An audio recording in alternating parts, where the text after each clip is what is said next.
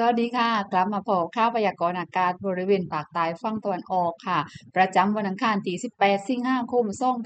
2569ค่ะวันนี้ลักษณะอากาศภาคใต้ฝั่งตะวันออกจะเป็นพื้นที่มาติดตามพร้อมๆกันค่ะจากแผนที่อากาศผิวพื้นค่ะร่องมรสุมค่ะผ่านประเทศจีนตอนล่างเข้าสู่หย่อมความกดอากาศต่ำค่ะบริเวณประเทศเวียดนามตอนบนค่ะมาดูภาพถ่ายดาวเทียมค่ะภาคใต้ค่ะมีเมฆมาค่ะ มาดูเรดาร์ชุมพรค่ะตัวปกคลุมฝนกำลังอ่อนถึงปานกลางค่ะปกคลุมบริเวณจังหวัดชุมพรและก็สุราษฎร์ธานีค่ะมาดูเรดาร์สถิงพลาค่ะตัวปกคลุมฝนกำลังอ่อนค่ะปกคลุมบริเวณจังหวัดนครศรีธรรมราชค่ะมาดูรายงานอุณหภูมิภาคใต้ฝั่งตะวันออกค่ะอุณหภูมิสูงสุดเมื่อวานนี้ค่ะวัดได้ 36.9 องศาเซลเซียสที่อำเภอเมืองจังหวัดปัตตานีค่ะส่วนอุณหภูมิต่ำสุดเมื่อเช้านี้ค่ะวัดได้ 22.4 องศาเซลเซียสที่ท่าอากาศยานสุราษฎร์ธานีจังหวัดสุราษฎร์ธานีค่ะมาดูรายงานฝนสถานี24ชั่วโมงของภาคใต้ฝั่งตะวันออกค่ะตั้งแต่เวลา 7 โมงเช้าของเล็กว่าค่ะจนถึงเวลา 7 โมงเช้าวันนี้ค่ะภาคใต้ฝั่งตะวันออกค่ะมีฝนเป็นแห้งๆค่ะโดยวัดฝนสูงสุดได้ 9.1 มิลลิเมตรค่ะที่อำเภอกาญจนดิตจังหวัดสุราษฎร์ธานีค่ะมาดูข้อมูลกันแล้วค่ะมาดูพยากรณ์อากาศวันนี้ค่ะวันนี้ภาคใต้ฝั่งตะวันออก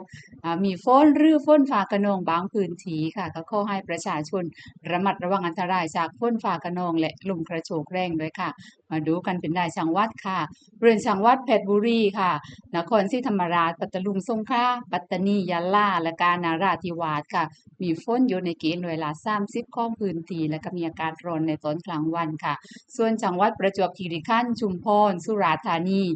จะมีฝนอยู่ในเกณฑ์ร้อยละ40ของพื้นที่ค่ะอุณหภูมิต่ำสุดก็อยู่ในช่วง23ถึง27องศาเซลเซียสค่ะส่วนอุณหภูมิสูงสุดก็อยู่ในช่วง34ถึง37องศาเซลเซียสค่ะ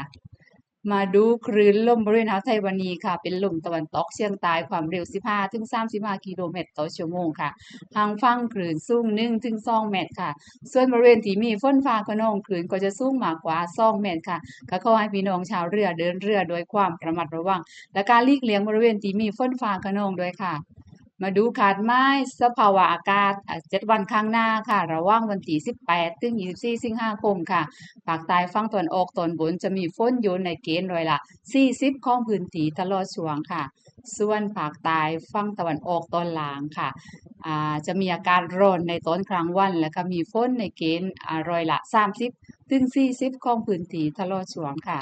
สำหรับการพยากรณ์อากาศวันนี้ก็จบลงเพียงแค่นี้ค่ะอย่าลืมกดไลค์แล้วก็กดติดตามให้กับ2วิดีโอนี้ด้วยค่ะพบกันใหม่พรุ่งนี้ค่ะสวัสดีค่ะ